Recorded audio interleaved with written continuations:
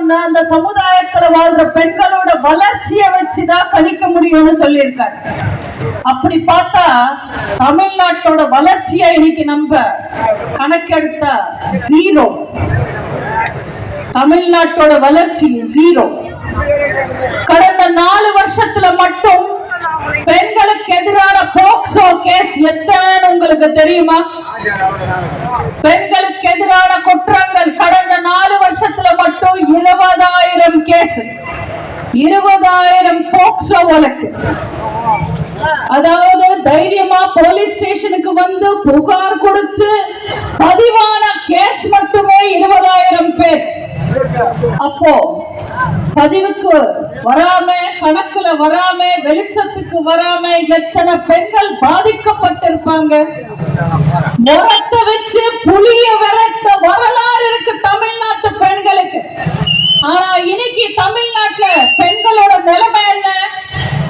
பல்லே முளைக்காத பச்சை குழந்தையில இருந்து பல்கொட்டின பாட்டி வரைக்கும் எல்லாருக்குமே பாலியல் தொல்லை. யாராலையும் நிம்மதியா வெளியில போவே முடியல. இந்த பெண்களோட வளர்ச்சியை கணக்கிட்டு எடுத்து பார்த்தா தமிழ்நாட்டோட வளர்ச்சி வெறும் ஜீரோ. ஸ்டாலினுக்கு நல்லா தெரியும் தமிழ்நாட்டுக்கு மார்க்னு போட்டா வெறும் ஜீரோ தான் போட முடியும். அதனாலதான் மக்களோட மனசு மாத்த zero is good, zero is good. ஆனா அங்கங்க போட்டு வச்சு ஜீரோக்கு ஒரு மதிப்பு கொண்டு வரணும்னு பாக்குறாங்க.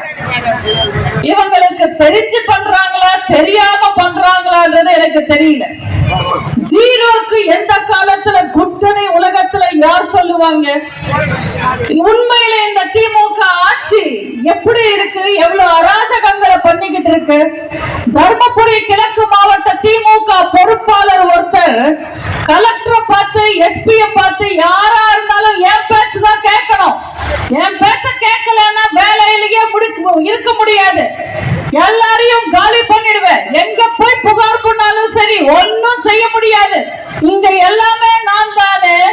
அவ்வளவு பெரிய மீட்டிங்ல செயற்குழுல பேசுறாரு.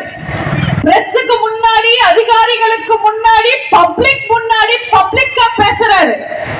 இத கூட கண்டிக்க முடியாத பொம்மை முதல்வர் என்ன பண்ணிக்கிட்டு இருக்காரு? சாம்பார் வடை சாப்பிட்டுக்கிட்டு இருக்காரா? சரி, பொம்மை முதல்வர் தான் எந்திரமா இருக்காரு. அப்ப சூடு சொன்ன இருக்கிற போலீஸும் அதிகாரிகளும் போய் தப்பு செஞ்ச அந்த தர்ம செல்வனை போய் காலர் புடிச்சுக்கிட்டு இழுத்துக்கிட்டு வந்து ஜெயில போட வேண்டாமா? வேடிக்கை பார்க்கறாங்க. இதுக்கு எதுக்கு அவருக்கு காக்கி சட்டை, கருப்பு பேண்ட், சிவப்பு ஷர்ட், இல்லன்னா கரவேட்டி கட்டிக்கிட்டு போய் திமுகக்கு வேலை பார்க்கலாமே? தப்பு செஞ்சவனை கண்டிக்க துப்பு இல்ல. செவர்ல போட்டுன போஸ்டரை கிழிக்கிறவன, வாட்ச்மேன, செக்யூரிட்டி எல்லாம் தூக்கி உள்ள போடுறாங்க. இந்த திமுக ஆட்சி எல்லாம் நல்லா வருமா? மக்களை முட்டாளம் நினைச்சுக்கிட்டு ஏதோ ஒரு நியூஸ் கொடுத்தா போதும், ஏதோ ஒரு செய்தி கொடுத்தா போதும், ஏதோ ஒரு டிவி போட்டா போதும், மக்களை ஏமாத்திடுவாங்கன்னு நினைக்கிறாங்க. தயவு செஞ்சு திமுகவை நம்பாதீங்க. அண்ணல் அம்பேத்கர் அவர்கள் இன்னொன்னு சொல்லியிருக்காரு, பலிபீடத்தில் வெட்டப்படுபவை ஆடுகள் தான், சிங்கங்கள் கிடையாதுன்னு சொல்லியிருக்காங்க. தமிழ்நாட்டு மக்கள் ஆடுகளை பார்க்கிற திருட்டு திமுக நீங்க பாடம் புகட்ட